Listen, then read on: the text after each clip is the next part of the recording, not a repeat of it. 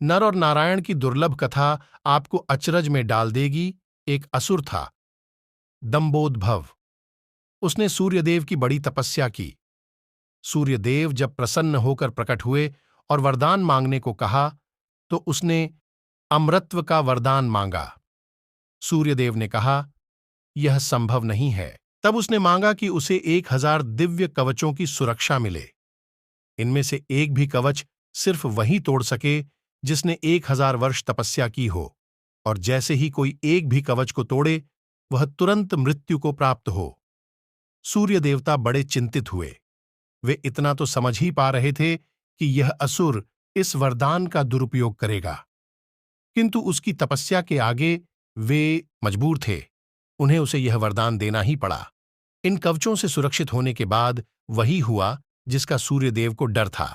दंभोदभव अपने सहस्र कवचों की शक्ति से अपने आप को अमर मानकर मनचाहे अत्याचार करने लगा। वह सहस्र कवच नाम से जाना जाने लगा। उधर सती जी के पिता दक्ष प्रजापति ने अपनी पुत्री मूर्ति का विवाह ब्रह्मा जी के मानस पुत्र धर्म से किया। मूर्ति ने सहस्त्रकवच के बारे में सुना हुआ था और उन्होंने श्री विष्णु से प्रार्थना की कि इसे खत्म करने के लिए वे आएं। विष्णु जी ने उसे आश्वासन दिया कि वे ऐसा करेंगे। समयक्रम में मूर्ति ने 2 जुड़वां पुत्रों को जन्म दिया, जिनके नाम हुए नर और नारायण। दोनों 2 शरीरों में होते हुए भी एक थे, 2 शरीरों में नर और नारायण के रूप में अवतरण किया था। दोनों भाई बड़े हुए। एक बार दंभोदभव इस वन पर चढ़ाया। तब उसने एक तेजस्वी मनुष्य को अपनी ओर आते देखा और भय का अनुभव किया।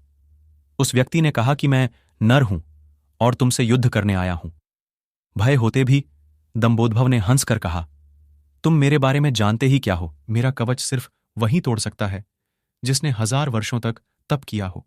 नर ने हंसकर कहा कि मैं और मेरा भाई नारायण एक ही हैं। वह मेरे बदले तप कर रहे हैं और मैं उनके बदले युद्ध कर रहा हूं। युद्ध शुरू हुआ और सहस्र कवच को आश्चर्य होता रहा कि सच ही में नारायण के तप से नर की शक्ति बढ़ती चली जा रही थी। जैसे ही 1000 वर्ष का समय पूर्ण हुआ, नर ने सहस्र कवच का एक कवच तोड़ दिया, लेकिन सूर्य के वरदान के अनुसार जैसे ही कवच टूटा, नर मृत होकर गिर पड़े। सहस्र कवच ने सोचा कि चलो एक कवच गया ही सही, किंतु यह तो मर गया। तभी उसने देखा कि नर उसकी ओर दौड़े आ रहा है और वह चकित हो गया।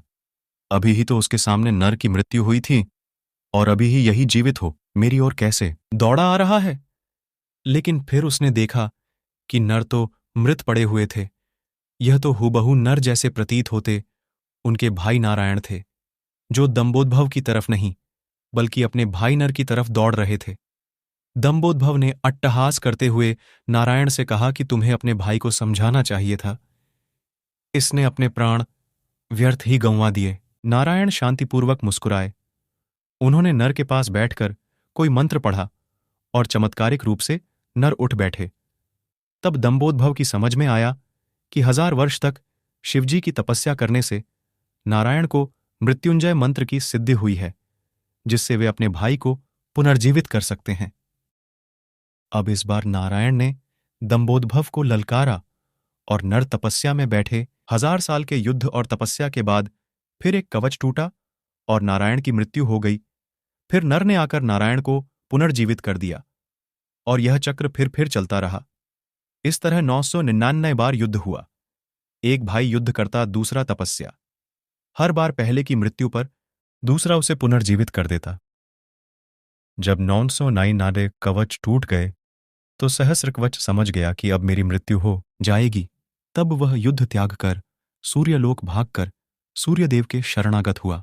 नर और नारायण उसका पीछा करते वहां आए और सूर्यदेव से उसे सौंपने को कहा, किंतु अपने भक्त को सौंपने पर सूर्यदेव राजी न हुए।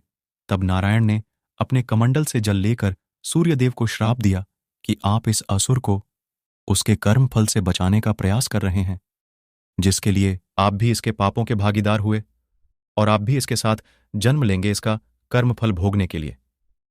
इसके साथ ही त्रेतायुग समाप्त हुआ और द्वापर का प्रारंभ हुआ।